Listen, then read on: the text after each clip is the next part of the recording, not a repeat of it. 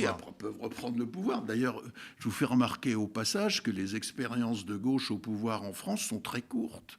Hein, il faudrait peut-être se demander pourquoi. Regardez, 36, le Front populaire, 38. 45, 47. 81, Mitterrand, 83, 80, 84, vous voyez, etc. Donc on sait bien que tant que vous ne posez pas la question de qui décide du travail et de la production, est-ce que ce sont les dominants, et c'est là qu'ils se font leur richesse considérable, ou bien est-ce que ce sont celles et ceux qui accomplissent le travail, bon, les travailleurs. Donc c'est cette idée de souveraineté sur le travail qui est au cœur de la pensée communiste. Et nous disons que c'est là, effectivement, qu'on peut marquer des points et créer une dynamique qui a déjà été enclenchée. Donc tout n'est pas à inventer. Malgré la perte du pouvoir de la gauche voilà, après 47, absolument, qui s'est poursuivi. Alors et qui peut aujourd'hui se continuer en se gagnant sur le terrain, dans les entreprises, dans les localités, etc.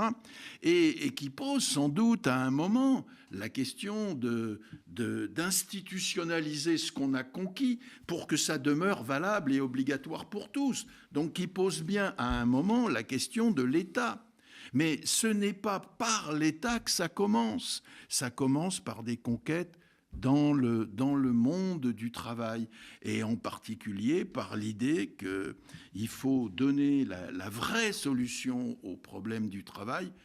C'est justement de faire en sorte que les travailleuses et les travailleurs aient envie et considèrent comme un besoin essentiel pour eux de diriger le travail qu'il est. En gros, si vous voulez, on vous dit aujourd'hui dans la France, notre France démocratique, vous êtes souverain. Vous êtes souverain, c'est vous, citoyens, qui élisez vos dirigeants. Mais vous êtes souverain tous les jours. Qu'est-ce qui fait qui vous conduit à vous lever à 5 heures tous les jours le matin? C'est quoi? C'est le travail. Et là, vous êtes souverain? Non, vous êtes soumis. Donc, qu'est-ce que c'est que cette société où, d'un côté, on vous proclame de partout, démocratie, le pouvoir du peuple, vous êtes souverain, et en même temps, ce qui vous motive, ce qui vous met en mouvement tous les jours en vous obligeant à vous lever tôt le matin, c'est un travail où vous êtes soumis. Voilà une contradiction qu'il faut à tout prix travailler à affronter et à dépasser. Et c'est le sens de notre combat. Mettre le travail au cœur d'une définition nouvelle de la citoyenneté. On ne peut pas être citoyen en élisant ses dirigeants une fois tous les 5 ans ou tous les 6 ans, si on n'est pas en même temps citoyen sur ce qui vous occupe tous les jours, c'est-à-dire sur son travail.